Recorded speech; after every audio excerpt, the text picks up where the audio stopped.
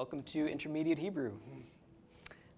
This is week number 7, and the notes for this class you can find at theregathering.com/page/PFT Hebrew 2. Actually, the notes for all past classes can be found there as well, and recordings of past classes can be found on YouTube on the Passion for Truth video channel. So just go to YouTube, search for Passion for Truth video, click on their channel, and search for Hebrew class with Mark Jacob. You'll find that on there. You'll also find all kinds of things from Passion for Truth on there, so I encourage you to check those out. Okay, we are on week number 7, and we got 2 topics to cover today. One of them is the pronoun.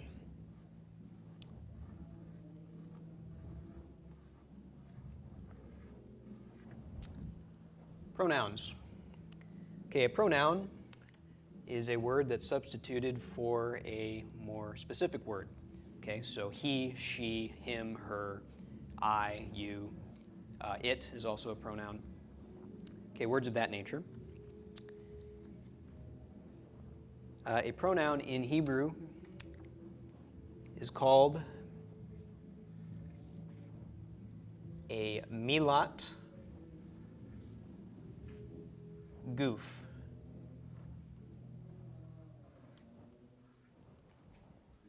Milat guf.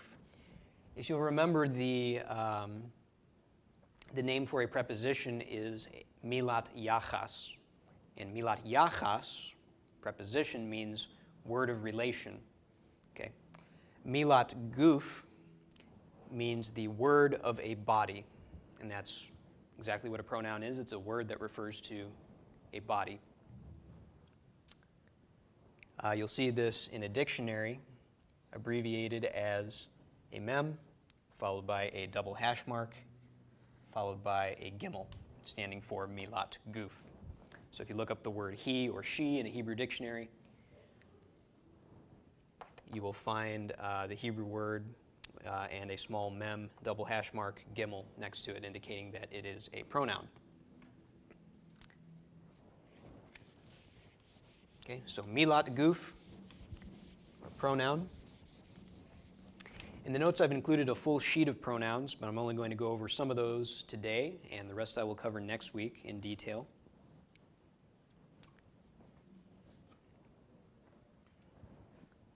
So starting with the third person pronouns. He, vav with a shuruk, followed by an aleph, pronounced hu. Hu in Hebrew means he, as in that guy, he. It can also be him. Hebrew has one word for he and him. Okay, but it's pronounced hu. And the word for she is spelled he with a chirik, yod, aleph. This is pronounced he, and it means she. Or it can also be her, but not her possessive, just her as in which girl? Her. Okay. So, who is he? And he is she. So this can be a little perplexing at first. You're referring to she as he. And who, of course, you want to think of WHO. But in Hebrew, who is he? He is she. Okay, so these can be used in a sentence very simply. If we were to say,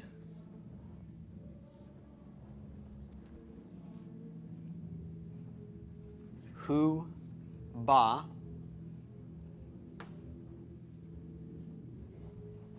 this sentence would mean he is coming, or ba hu, we could also say. Now, this would not be good writing because we don't know who he is.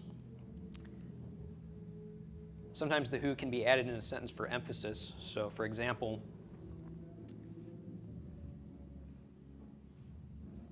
we have a man's name, Adam. Okay, this is a perfectly legitimate sentence. Adam hu ba. Okay, Adam, he is coming. It's not necessary to have the who here. We can just say Adam ba, Adam is coming. But it can also be included just for a little bit of emphasis.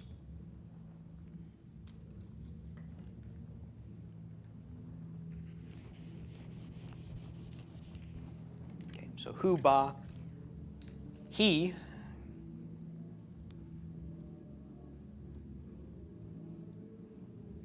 Okay, now he is she.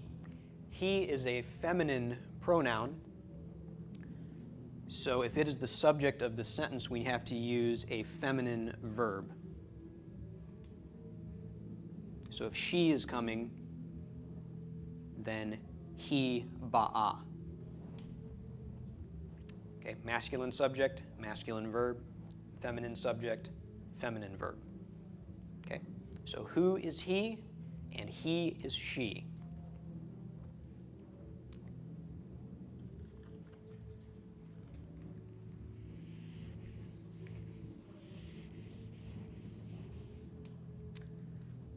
Okay.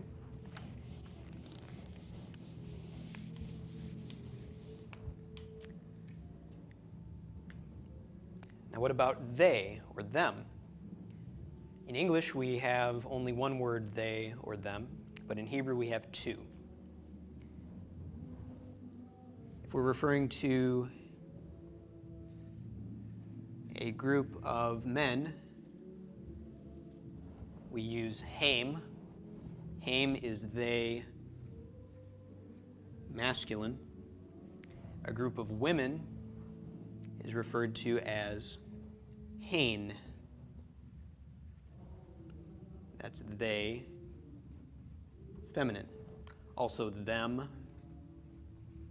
Okay, in Hebrew there is no distinction between they and them. Okay, that's an English grammar issue, whether you use they or them, but Hebrew you use the same pronoun regardless. Okay, so a group of men is referred to as haim. A group of women referred to as hain. Okay, so them, if they are Adam and David, we call them haim. And if they are Rachel and Sarah, we call them hain. Now suppose we have a mixed group. Suppose it's Adam and Sarah. Some languages have a neuter gender, but Hebrew does not. When you have a mixed group in Hebrew, you use the masculine pronoun, or the masculine form of anything for that matter, when it's in the plural. Okay, so Adam and Sarah are referred to as haim. You only use hain when the group you're referring to contains only women. Another thing worth noting is because Hebrew does have no neutral gender, everything is either masculine or feminine, who, he, haim, and hain do not have to refer to people. But they can also be used to substitute for the word it. Okay, so if we're referring to any masculine word, all right, say bayit.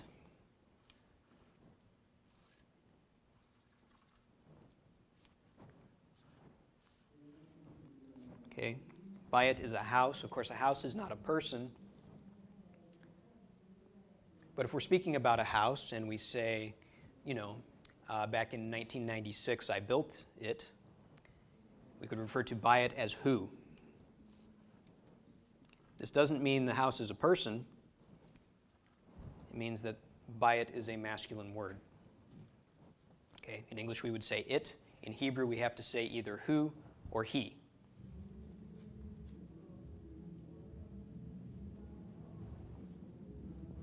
Okay, so bayit would be who because it's a masculine noun. But if we're referring to, say, the land, or a land, Okay, Eretz. Eretz is feminine. So we refer to the land as he, which means she. Okay, it's not that the land has a personality or is a person or even is female, but since this is a feminine gender word, we have to refer to it by a feminine gender pronoun. Okay? And also for multiple objects, multiple masculine words or multiple masculine objects can be referred to as haim. Multiple feminine objects can be referred to as hain. Okay, and a mixed group, just like with people, if you have a group of nouns that are composed of masculine and feminine nouns, as a collective group, they will be referred to with the masculine plural pronoun by default. Okay?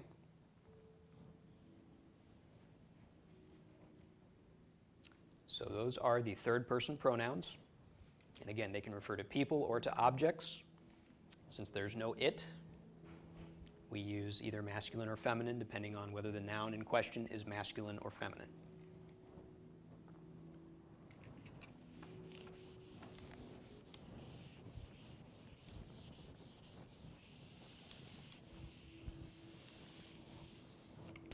Okay, so those are the third-person pronouns. And third person, first person, second person, and third person kind of become self-explanatory once you understand which words fall in which category, but the first person is you. First person is the person who's speaking, or writing. That's the first person. The person being spoken or written to is the second person, and any other person is the third person. Okay, so third person pronouns are he, she, or they. All right, it's somebody other than the person speaking and the person being spoken to. First person pronouns are I and we. So I in Hebrew is Anochi.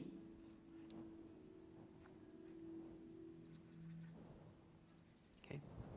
Anochi is I.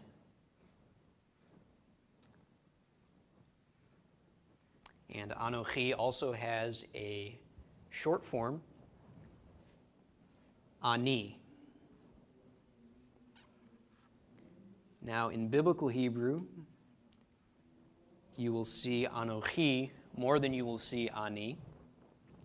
In modern Hebrew, you will see Ani more than Anochi. Okay? But both of them mean I, me, myself. Can also be used for me. Hebrew has no distinction between I and me, so if you have trouble with that distinction sometimes, problem solved, learn Hebrew. Okay, so Anochi and Ani. I is the same gender, or I should say either gender can use Anochi and Ani. Okay, it does not matter if you are masculine or feminine. You can refer to yourself as Anochi or as Ani. So in a sentence, if you were to say, I am coming, if you were a man, you would say, Anochi ba, I am coming. But if you were a woman, you would still say Anochi, but since you are feminine, you must use a feminine subject, or rather a feminine verb, to describe your own actions. So a woman would say Anochi ba'a.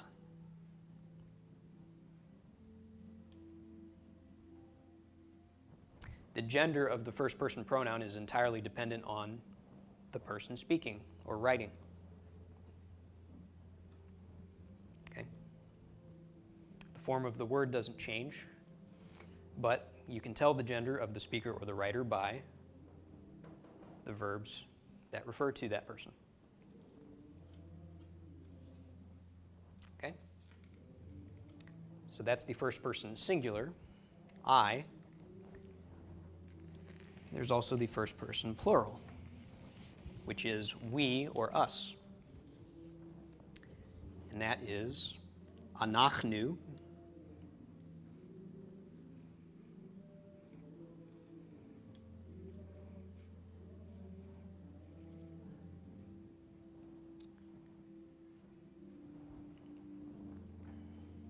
Okay, anachnu.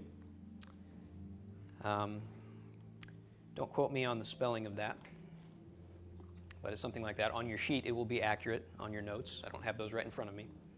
But anachnu is the pronunciation regardless. Anachnu means we or us. And again, there's no different form for different genders with the first person. Whether we means me and another man, me and another woman, or a group of two women. If you're referring to us or we, you say anachnu.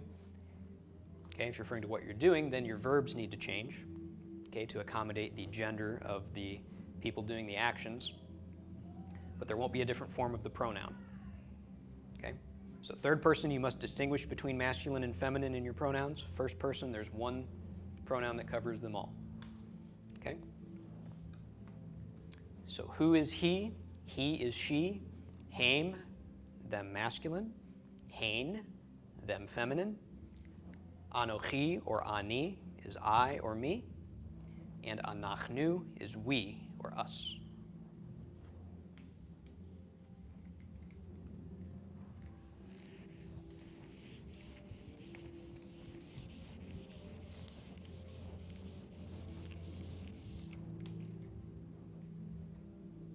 Okay.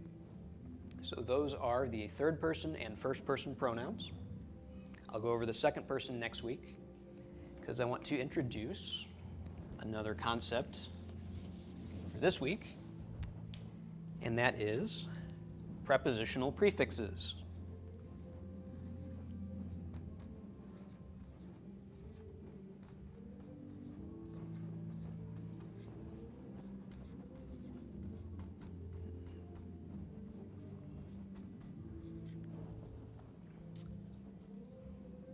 Prepositional prefixes, in English we're very familiar with this concept, although we don't probably call it that unless we are English professors or linguists.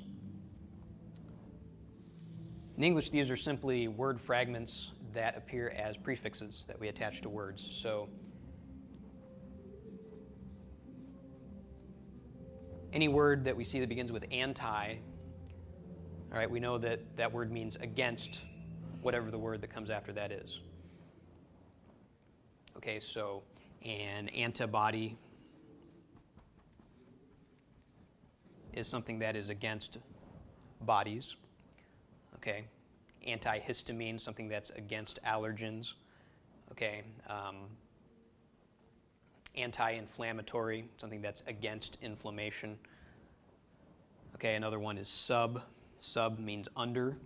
So submarine, okay, marine refers to the ocean, so a submarine is a vessel that goes under the water, under the ocean, okay. All kinds of sub-words, although for some reason I can't think of any of them now, although there are hundreds of them. Subpar, below par. Okay, these are prepositional prefixes. These could be used as separate prepositions, okay? So a submarine could be referred to as, a boat that goes underwater. I won't write that out. Okay. Or if someone is, say, anti-taxes, okay, instead of using that all as one word, we could say this person is against taxes, but we form one word using a prefix, a prepositional prefix. And Hebrew does the exact same thing.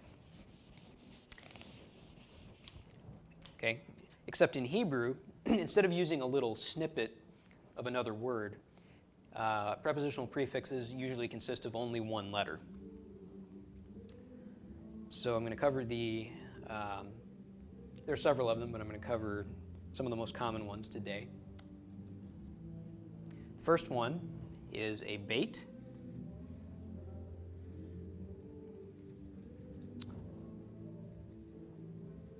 With a shva underneath it.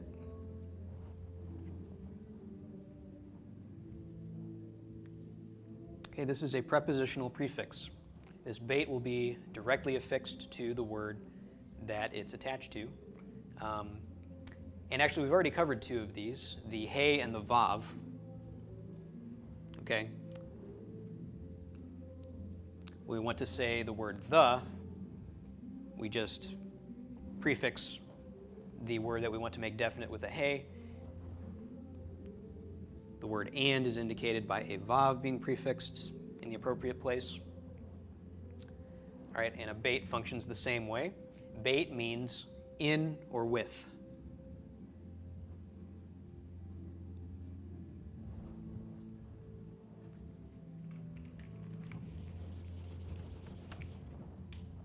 So if we want to say that Adam is in the house, or in a house, we could say Adam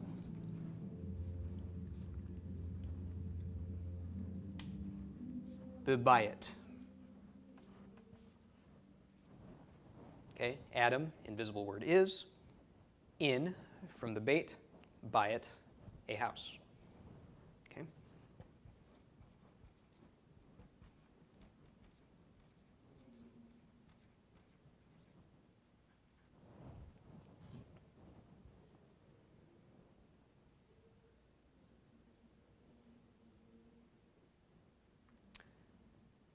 And this can also be used in the sense of with. So I haven't covered a number of these words, but if I were to say Adam is writing with a pen, okay, I would affix this bait to the word pen.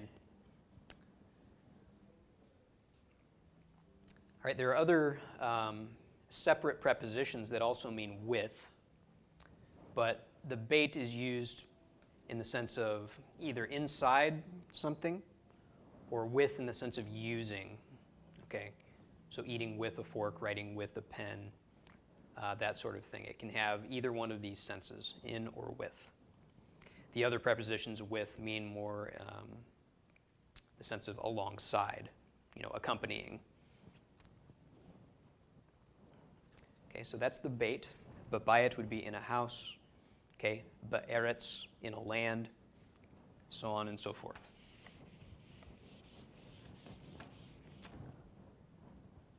All right, our next prefix is the kaf.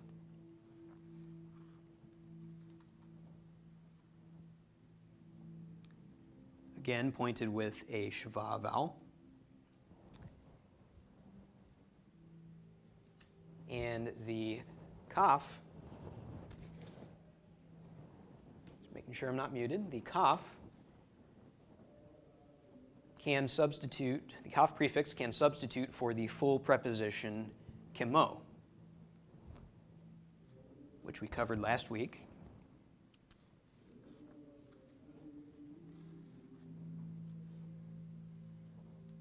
Okay.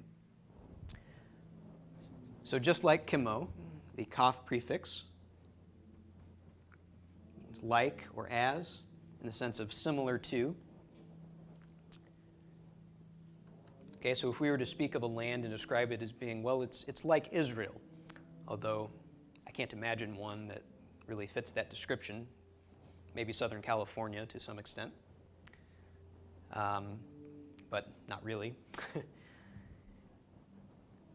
But that phrase we could write two ways. Okay, eretz kemo, the full preposition, Yisrael.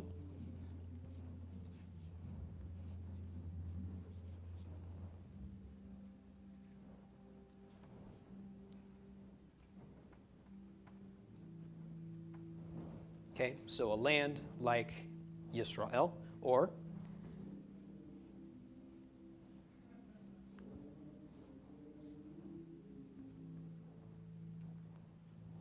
Eretz, k, prefix, Yisrael.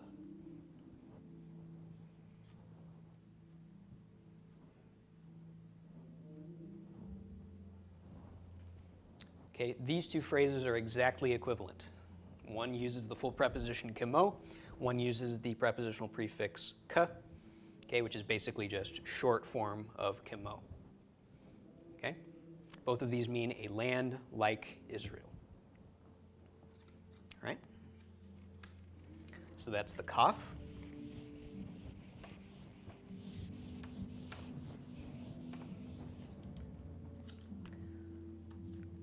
And another is the lamed, again pointed with a shavah. And the lamed prefix can mean 2 or 4.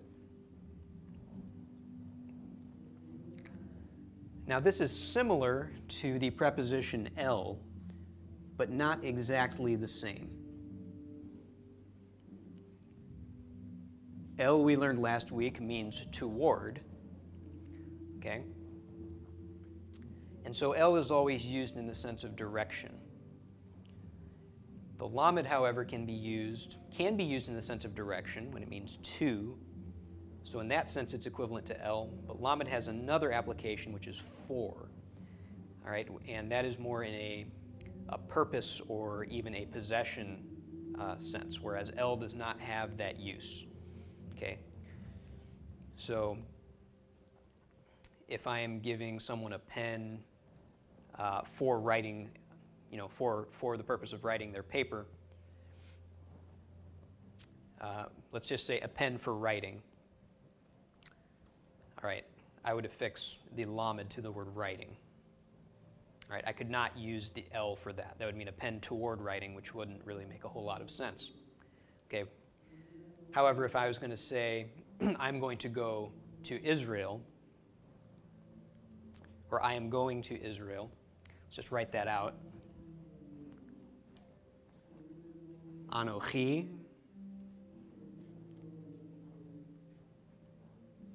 Okay, I. Ba, since I am a man, so I will use the masculine verb. Or I am coming, rather. So if I'm speaking to someone in Israel, I could say this. El, Yisrael.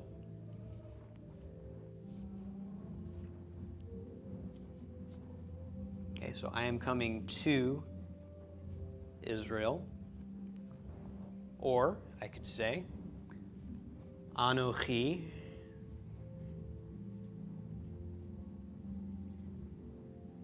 ba le Yisrael.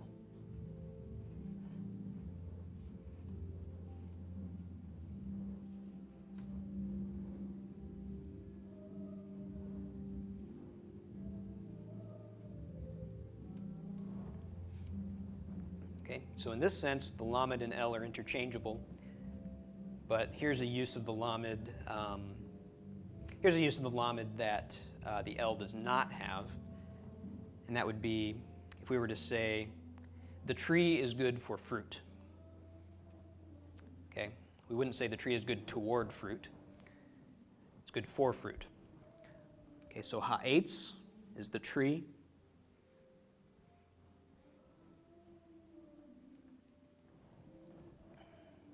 And just to go way back, why is there a comets under the hay?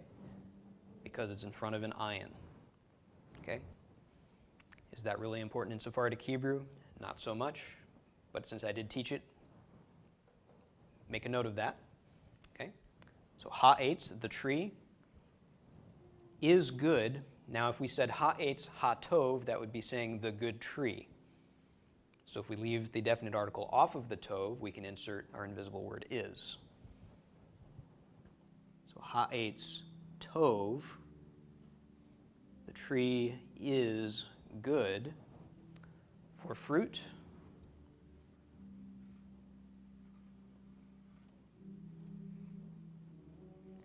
Okay, le pri.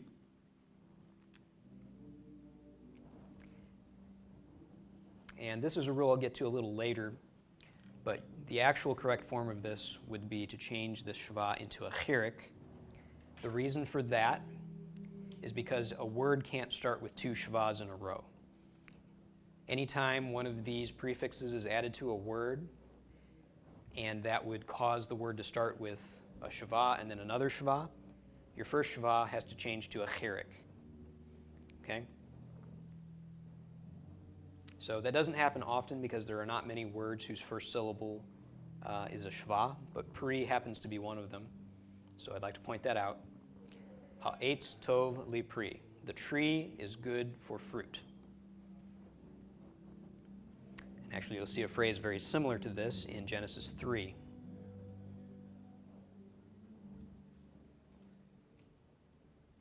Okay? So that is the lamed, 2 or 4. Can be used in either of those senses. Okay, so it has more uses than L. Okay, the kaf prefix is exactly equivalent to kimo, so they're used entirely interchangeably, and the bait prefix has no real separate preposition that's its equivalent. Okay?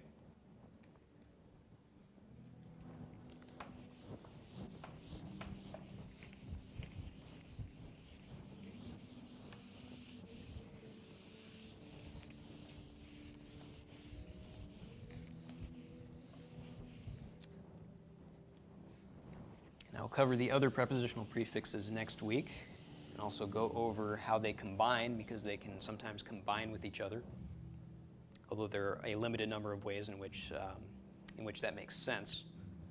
But I will cover those things next week. I'd like to go over the vocabulary sheet that I had last week. Your vocabulary for this week basically is your pronoun sheet. So learn those pronouns and just review the words you've had thus far. But I didn't get to all the words on the sheet last week, so I'd like to go over some of those now. Just a basic piece of vocabulary, sadeh. Sadeh is a field. Okay? Very, very common word in the scriptures. And just to get technical, sadeh can be basically any open area with grass. It can be a field that's cultivated, like a wheat field, or it can be just an open field, like a clearing in the woods. Used just in the exact same sense that we use field in English. Okay, so sadeh. And two words that are very significant. Cain and lo. Cain and lo are yes and no. And these words function in a number of ways. You can use them just as they are to mean yes or no. Cain can also be used in the sense of so, as in the phrase, it is so. You'll find Cain in Genesis 1. Wayehi Cain, and it was so, right? Or even thus. Okay, but it means these in the sense of in the affirmative, okay, coming from yes. And lo can mean no, it can also mean not.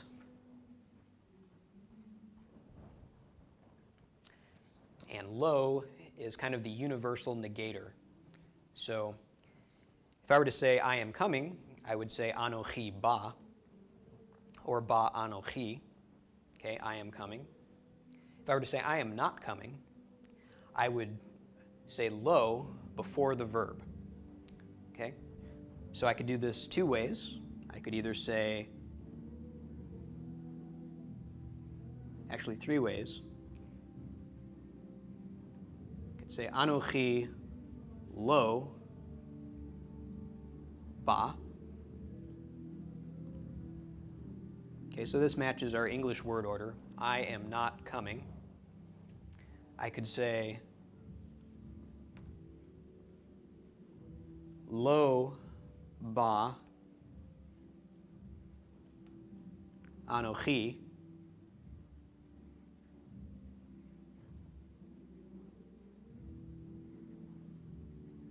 This is the word order we would likely see in Hebrew. Okay, verb before subject. And the lo does need to precede the verb. You can also see this lo anochi ba.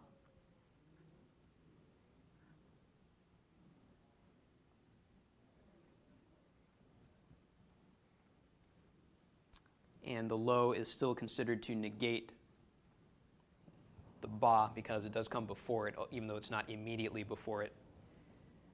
You will see this from time to time. More often than not, though, you'll see it directly preceding the verb that it is negating. Okay, but all three of these sentences mean I am not coming. Okay, lo ba anochi would be what I would prefer.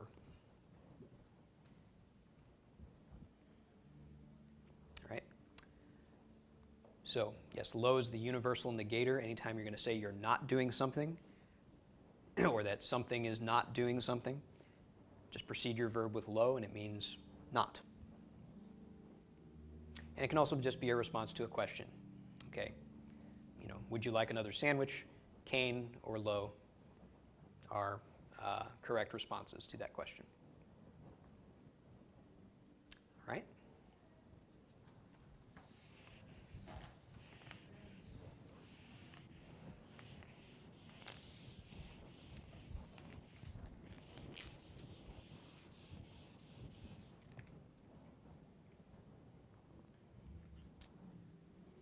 Okay, so quick review. Today we've covered the third person and first person pronouns. Okay, those are who, he,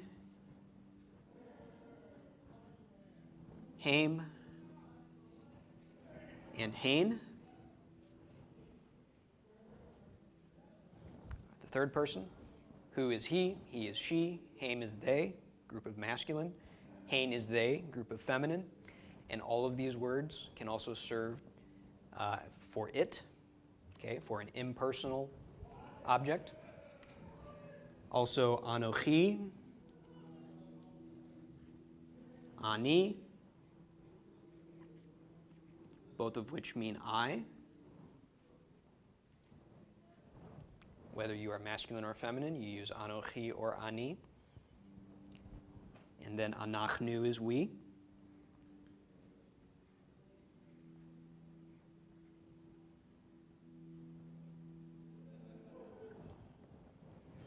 Actually, there we go. Okay, so the third person and first person pronouns, and we also learned the prepositional prefixes, beit, which means in or with, kaf, which means like or as, and lamed, which means to or for. Okay? So, we will continue with both of these concepts, pronouns and prepositional prefixes, next week. Shalom.